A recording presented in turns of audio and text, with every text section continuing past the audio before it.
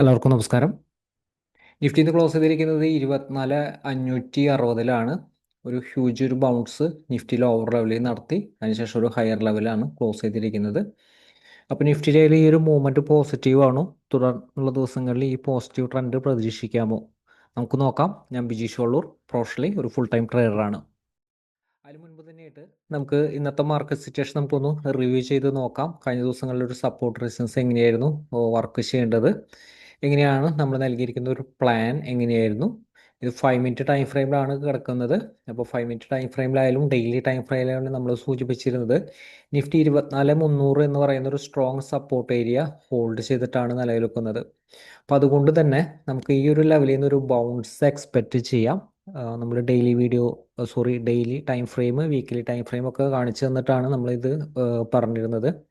എന്തുകൊണ്ടാണ് ബൗൺസിനുള്ള ഒരു സാധ്യത എന്ന് നമ്മൾ സൂചിപ്പിച്ചായിരുന്നു. ഈ വീക്ക് നിഫ്റ്റി ഒന്ന് ന്യൂട്രലായിട്ട് നിലനിൽക്കാൻ, ചിലപ്പോൾ ഒരു ഗ്രീൻ ക്യാൻഡിൽ നിലനിർത്താനുള്ള ഒരു സാധ്യത നമ്മൾ പറഞ്ഞിരുന്നു. നിഫ്റ്റിയുടെ ഓപ്പണിംഗ് ക്യാൻഡിൽ നോക്കുക. ഓപ്പണിംഗ് ക്യാൻഡിൽ തന്നെ നമ്മൾ നൽകിയിരിക്കുന്ന റെസിസ്റ്റൻസിൻ്റെ മുകളിലേക്ക് സസ്റ്റെയിൻ ചെയ്തു.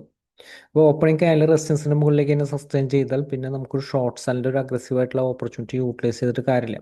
കാരണം ഓപ്പണിംഗ് സെൻറ്റിമെൻറ്റിൽ തന്നെ ബയേഴ്സ് കയറി അതിനുശേഷം വീണ്ടും ഈ ഒരു ലോ സപ്പോർട്ട് ചെയ്തുകൊണ്ട് ഈ ഒരു ലെവൽ റെസിസ്റ്റൻസ് ആണ് 24,455 500. ഇതാണ് റെസിസ്റ്റൻസ് ഏരിയ.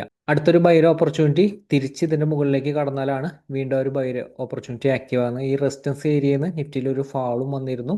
അതിനുശേഷം വീണ്ടും ഈ ഒരു ലെവലിൽ നിന്ന് തിരിച്ച് കയറിക്കൊണ്ട് നെക്സ്റ്റ് റെസിസ്റ്റൻസ് വരെ, എക്സാക്റ്റ് ആയിട്ട് നെക്സ്റ്റ് റെസിസ്റ്റൻസ് വരെ ടെസ്റ്റ് ചെയ്തു.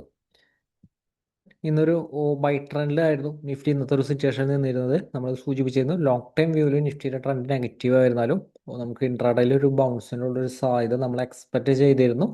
നമുക്കിനി ഡെയിലി ടൈം ഫ്രെയിമിൽ നമുക്ക് ഡീറ്റെയിൽ ആയിട്ട് നമുക്ക് നോക്കാം. നിഫ്റ്റിയുടെ ഡെയിലി ക്യാൻഡിലാണ്. ഒരു ക്യാൻഡിൽ സ്റ്റിക്ക് എന്ന് പറയുന്നത് ഡേ എന്ന് പറയുന്ന ടൈം ഫ്രെയിമിലാണ്. അപ്പോൾ ഇന്നത്തെ ഒരു വീക്ക് തുടങ്ങുന്ന ഒരു സമയത്ത്, ഇത് വീക്കിലി ക്യാൻഡിലാണ്, വീക്ക് തുടങ്ങുന്ന ഒരു സമയത്ത് ഒരു ഗ്രീൻ ക്യാൻഡിൽ ഫോം ചെയ്തിരിക്കുകയാണ്.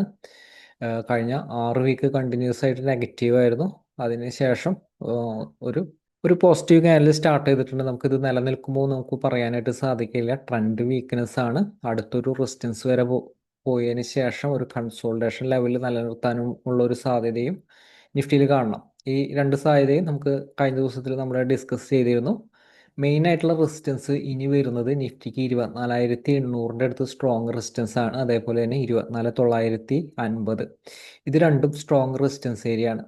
അപ്പോൾ നിഫ്റ്റി ബൈയിലേക്ക് കടക്കണമെങ്കിൽ ഇതിൻ്റെ മുകളിലേക്ക് സസ്റ്റെയിൻ ചെയ്യണം. ഇത് സപ്പോർട്ട് എന്നുള്ള ഒരു സാധാരണ ഒരു ബൗൺസ് മാത്രമാണ്. അപ്പോൾ ഇതേ രീതിയിൽ തന്നെ മാർക്കറ്റ് താഴത്തേക്ക് വരുമ്പോൾ സപ്പോർട്ട് ചെയ്യുന്ന ഒരു ബൗൺസ് ചെയ്യുന്ന പോലെ തന്നെ, പക്ഷെ ബൈയിലേക്ക് കടക്കണമെങ്കിൽ മെയിൻ ആയിട്ടുള്ള റെസിസ്റ്റൻസിൻ്റെ മുകളിലേക്ക് സസ്റ്റെയിൻ ചെയ്യണം. അപ്പോൾ അതേപോലെ തന്നെ ബൈയിലേക്ക് കടക്കണമെങ്കിൽ മെയിൻ ആയിട്ടുള്ള റെസിസ്റ്റൻസിൻ്റെ മുകളിലേക്ക് സസ്റ്റെയിൻ ചെയ്യണം.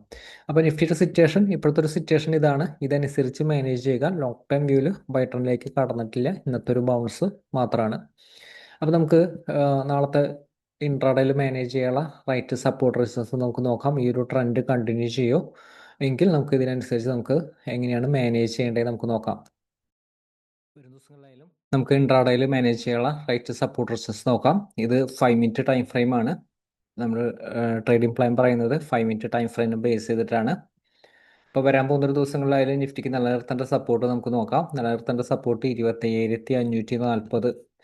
27,540 നിലനിർത്തുകയാണെങ്കിൽ നിഫ്റ്റിക്ക് ഒരു പോസിറ്റീവ് സെൻറ്റിമെൻറ്റിൽ കണ്ടിന്യൂ ചെയ്യും. അതായത് നിഫ്റ്റിയുടെ അവസാനത്തെ ഒരു സെക്ഷൻ നമുക്ക് നോക്കാം. അവസാനത്തെ ഒരു സെക്ഷനിൽ സംഭവിച്ചിരുന്നത്, ലാസ്റ്റ് ഒരു സെക്ഷനിൽ സ്ട്രോങ് ആയിട്ടുള്ളൊരു ഒരു മൊമെൻ്റ് ആയിരുന്നു.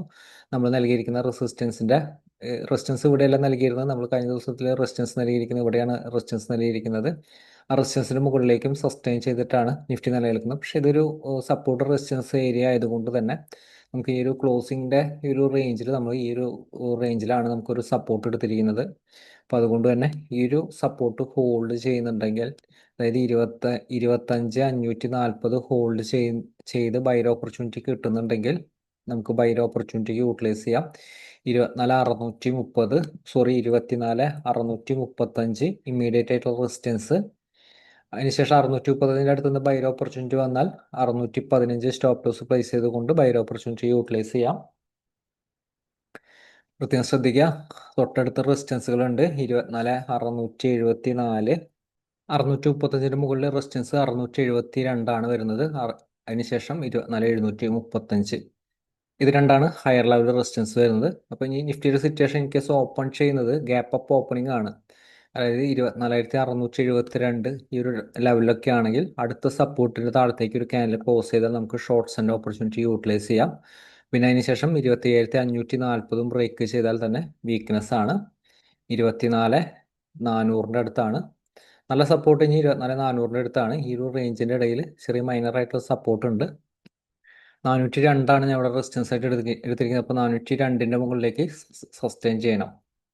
ഇപ്പം നിഫ്റ്റിയുടെ സിറ്റുവേഷൻ ആയാലും നമുക്ക് ഈ ഒരു ലെവലാണ് ഓപ്പൺ ചെയ്യുന്നത്. ഗ്യാപ് ഡൗൺ ഓപ്പണിംഗ് ആണ് ഓപ്പൺ ചെയ്യുന്നതെങ്കിലും 24,400, 24,335 ഈ ഒരു ലെവലാണ് നിഫ്റ്റിയുടെ ഒരു സപ്പോർട്ട് വരുന്നത്. ഈ സപ്പോർട്ട് ഹോൾഡ് ചെയ്തുകൊണ്ട് 400 മുകളിലേക്ക് സസ്റ്റെയിൻ ചെയ്യുകയാണെങ്കിൽ ബൈ ഓപ്പർച്യൂണിറ്റി യൂട്ടിലൈസ് ചെയ്യുക. പക്ഷേ ഓപ്പൺ ചെയ്യുന്ന ഗ്യാപ് ഡൗൺ ഓപ്പണിംഗ് ആണ്. പറയുന്ന ഒരു സപ്പോർട്ട് റെസിസ്റ്റൻസ് റേഞ്ചിൽ അല്ലെങ്കിൽ വെയിറ്റ് ചെയ്യുക. റൈറ്റ് ഓപ്പർച്യൂണിറ്റി എപ്പോഴും റെസിസ്റ്റൻസിന്റെ മുകളിലേക്ക് സസ്റ്റെയിൻ ചെയ്ത ക്യാനിൽ തന്നെ സ്റ്റോപ്പ് ലോസ് പ്ലേസ് ചെയ്തുകൊണ്ടാണ് ബൈർ ഓപ്പർച്യൂണിറ്റി യൂട്ടിലൈസ് ചെയ്യേണ്ടത്. അല്ലെങ്കിൽ ഈ ഒരു ലെവലിൽ നിന്ന് പ്രോഫിറ്റ് ബുക്കിംഗ് വരാനായിട്ടൊരു സാധ്യതയുണ്ട്. അതിനുശേഷം ഈ റേഞ്ച് സപ്പോർട്ടായിട്ട് ആക്ട് ചെയ്യാനും സാധ്യതയുണ്ട്.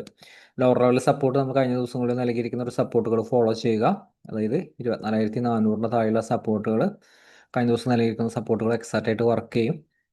നിഫ്റ്റിയുടെ സിറ്റുവേഷൻ ആയാലും വരും ദിവസങ്ങളിൽ മാനേജ് ചെയ്യുമ്പോൾ ഇത്തരം സപ്പോർട്ട് റെസിസ്റ്റൻസ് അനുസരിച്ച് മാനേജ് ചെയ്യുക. എക്സാക്റ്റ് ആയിട്ടുള്ള ട്രെൻഡിൽ നിലനിൽക്കാനായിട്ട് സാധിക്കും.